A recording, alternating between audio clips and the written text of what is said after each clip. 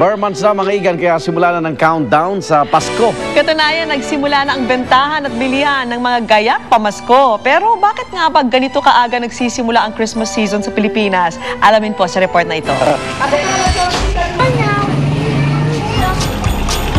Sa kinang ng libo-libong ilaw sa saliw ng mga kantang pamasko, bigayan ng mga regalo at kaliwat ka ng salo-salo, walang dudang ang Pasko ang pinakamasayang pagdiriwang ng mga Kristiyano. At sa pagpasok ng Bare months, ay siya na rin pagsisimula ng sinasabing pinakamahabang Christmas season sa mundo, ang Paskong Pilipino. Sa Divisoria nga sa Maynila, hile-hilera na ang mga ibinibentang palamuting pamasko. Pag September siya, marami na siya talagang namimili. Mas mura kang makakabili ng decors kapag maaga pa kasi nagle-less kami ng almost 10%. Si Mang Man, maagang namili ng Christmas decors para sa kanilang bahay at maliit na tindahan. Para sa pagdating ng mga oras na siksikan, hindi ka na makipagsiksikan. Makaka-stock ka na ng mga gusto mong mga bulaklak.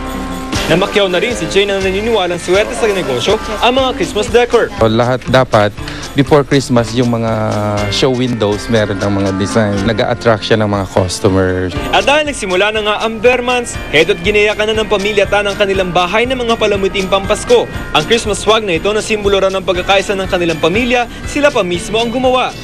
Oo, it's been our practice since I think, 2 years old, no?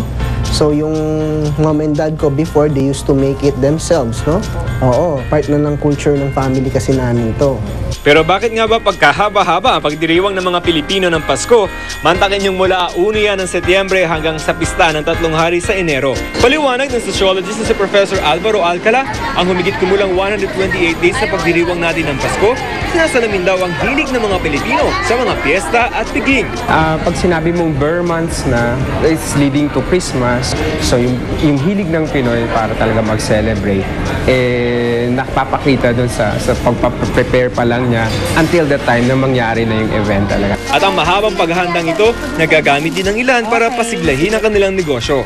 Pwede i-capitalize yung ganong excitement ng mga Pinoy. So, pinoprolong kasi the more you prolong the celebration, the more na mas kita rin doon. So, mahaba man o maikli ang preparasyon, ang mahalagay isinasabuhay natin ang diwa ng Pasko, ang pagbibigayan, pagmamalasakit sa kapwa, gaya ng ipinamalas ni Jesucristo.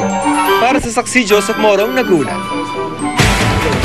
Kung nasa ng balita, ikaw at ang Liga ng Katotohanan, magkasama sa pagbabalitang walang kinikilingan. Walang pinoprotektahan, walang kasinungalingan, sa bisyong totoo pa lamang. Ako po si Vicky Morales. Ako naman, Arnold Glavio, susunod na ang Rescue.